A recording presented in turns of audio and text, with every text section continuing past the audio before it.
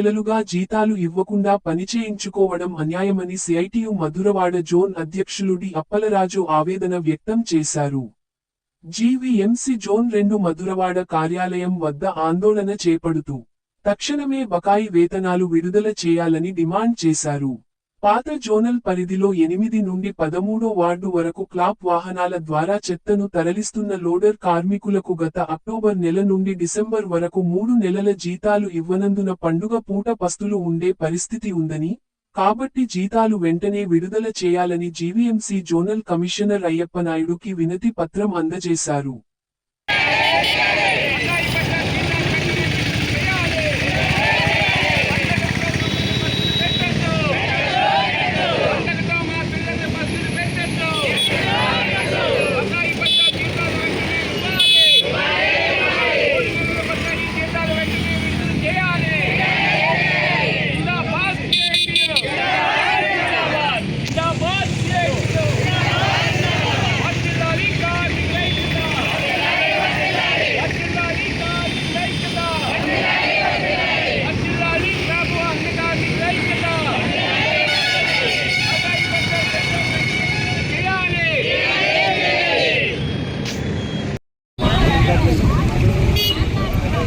జీవీఎంసీలో zone 2 అంటే 5 నుండి 13వ ward వరకు ఉన్నటువంటి స్లాబ్ వాహనాల ద్వారా చెత్తను తరలించే లోడర్స్ కార్మికులు ఎవరైతే ఉన్నారో వాళ్ళకి గత అక్టోబర్ నెల నుండి ఇప్పటి వరకు జీతాలు అనేవి ఇవ్వలేదు.